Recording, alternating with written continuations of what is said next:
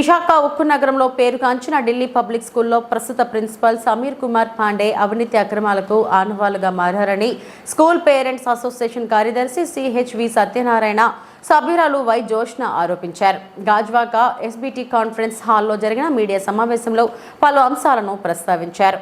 పుస్తకాలు కొనుగోలు, బిల్డింగ్ నిర్మాణం, మరమ్మతుల దగ్గర నుంచి స్కూల్లో ఉద్యోగాల భర్తీ వరకు కూడా ప్రతి విషయంలోనూ ప్రిన్సిపల్ సమీర్ కుమార్ పాండే యొక్క అవినీతి పెచ్చి మీరిపోయిందని విమర్శించారు.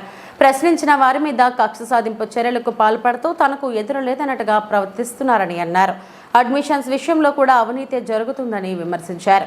నిబంధనల ప్రకారం ముందుగా స్టీల్ ప్లాంట్ ఉద్యోగుల పిల్లలకు స్కూల్లో సీట్లు ఇచ్చిన తర్వాత మాత్రమే బయట వారికి అడ్మిషన్లు ఇవ్వాల్సి ఉందని, ఇక్కడ అలా కాకుండా ప్రిన్సిపల్ తన ఇష్టానుసారంగా సీట్లు బయట వ్యక్తులకు అమ్ముకుంటున్నారని ఆరోపించారు. స్కూల్లో ఉపాధ్యాయులను ముందుగా కాంట్రాక్ట్ అడ్హాక్ పద్ధతిపై తీసుకొని ఆ తర్వాత క్రమానుగతంగా వారిని పర్మనెంట్ చేయాలని, కానీ ప్రిన్సిపల్ వచ్చిన తర్వాత ఉపాధ్యాయ నియామకాల్లో జరిగిన అవినీతి అక్రమాలు ఇంకెక్కడా జరుగుండవేమో అనిపిస్తుందని ఆరోపించారు. అందుకు చిన్నపిల్లలు సెకండ్ క్లాస్ థర్డ్ క్లాస్ పిల్లలు అంటే వాళ్ళకి మేము ఎక్స్ప్లెయిన్ చేసి అన్నీ చెయ్యాలి కదండి. టెక్స్ట్ బుక్ మిస్టేక్స్ కరెక్ట్ చేయాలి, నోట్స్లో కరెక్షన్లు ఉండవు. అవి కూడా మేమే పేరెంట్సే కరెక్షన్స్ చేసుకుని ఎక్స్ప్లెయిన్ చేసి వాళ్ళతో పాటు మేము చదివితే మండే ఎగ్జామ్ రాయగలరు వాళ్ళు. మండే ఎగ్జామ్ అయితే సాటర్డే నోట్స్ ఇస్తే ఇట్లాంటి క్వశ్చన్ చేసినందుకు పిల్లల్ని టార్గెట్ చేసి వాళ్ళని హెరాస్ చేస్తూ ఉంటారండి. అందుకని ఎవరు పేరెంట్స్ కూడా కంప్లైంట్ చేయటానికి మేము వెళ్ళి కంప్లైంట్ చేస్తే ఇంతవరకు ఈ కంప్లైంట్ ఎవరి దగ్గర నుంచి రాలేదు, ఓన్లీ మీరు ఒక్కళ్ళే కంప్లైంట్ చేస్తారంటారు.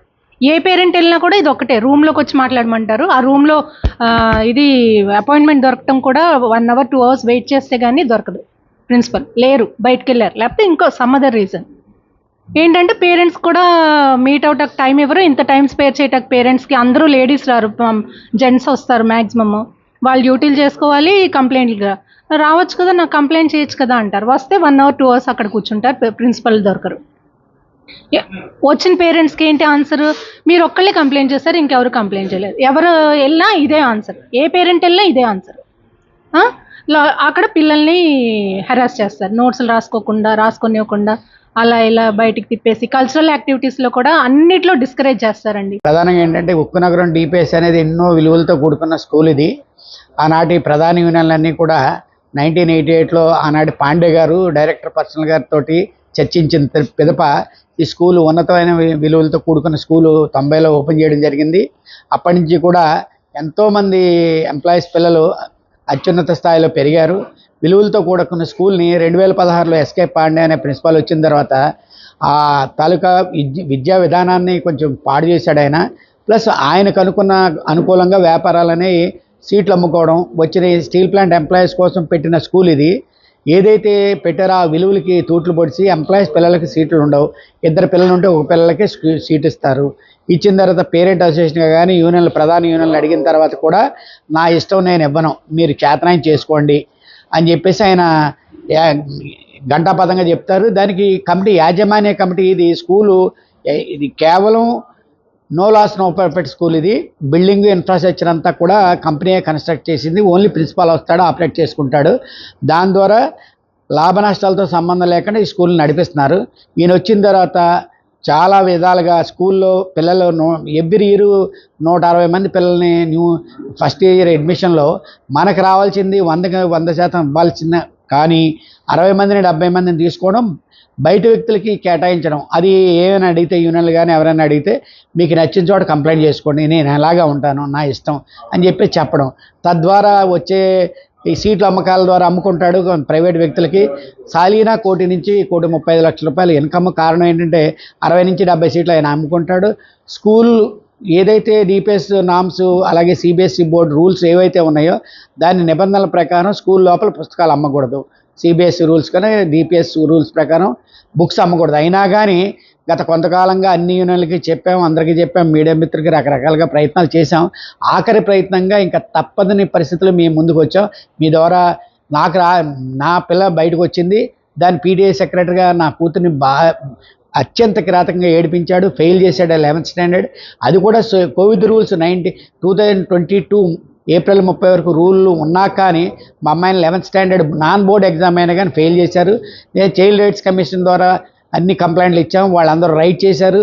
గుండు సీతారాం గారు 2023 అక్టోబర్ 30వ తారీఖు కమిటీ చైర్మన్గా వచ్చి ఇక్కడ అన్నీ కూడా క్షుణ్ణంగా పరిశీలించి ఎంక్వైరీ రిపోర్ట్ తీసుకున్నారు. దాని తర్వాత నెల రోజుల వ్యవధిలోనే AP state child rights commission Seesala Apparao గారు కూడా వచ్చారు. దాని ద్వారా ఆయనకి వార్నింగ్ ఇవ్వడం జరిగింది. దీనికి కారణం వెనకాల ఎవరైతే ఉన్నారో అత్యంత ఉన్నత అధికారి తాలూకా కొడుకు ఇక్కడ చదువుకోవడం వల్ల పూర్తిగా పై అధికారులు కొమ్ము కాశారు. దానికి ఏం చేయలేని స్థితి. దాన్ని చేసాం. నేను దగ్గర 1991 నుంచి పీటీఏ సెక్రటరీగా మా పిల్లలు లేకపోయినా కానీ స్కూల్ కమిటీలో ఉన్నాను. విశాఖ స్టీల్ వర్క్ నేను ఏఐడిసిగా నేను పనిచేస్తున్నాను ఇప్పటికీ సీనియర్ సెక్రటరీగా. అది అంతర్భాగంగా ఉన్న లైవ్లో ఏదైతే ఉందో పీటీఏ సెక్రటరీ ఎలక్టెడ్ సెక్రటరీని ఇప్పటివరకు ఎన్నికలు జరగలేదు.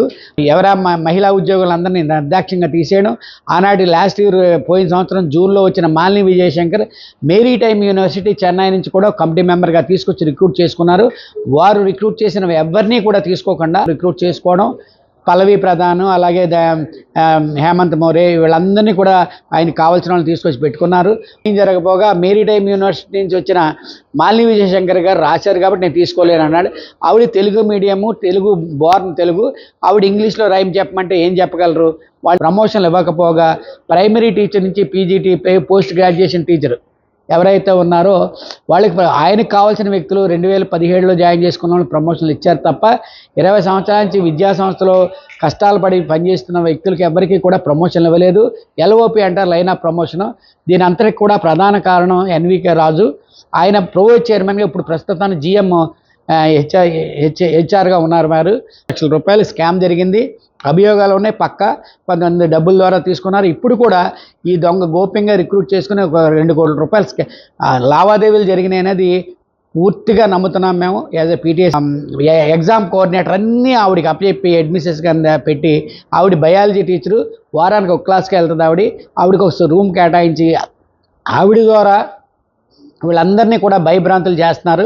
ఇంత బాధాకరమైన విషయం అంటే ఇది కేవలం ఉద్యోగస్తులు పెట్టి school Visakhapatnam steel plant employees కోసం, దాంట్లో పనిచేస్తున్న సిస్టర్ కన్సల్టెంట్ యూనిట్ల కోసం పెట్టుకున్న స్కూలు. వాళ్ళకి ఎవరికి కూడా సీట్లు 2016 నుంచి న్యాయం జరగలేదు అనేది ఆశతో మీ అందరికీ తెలియజేస్తున్నాం.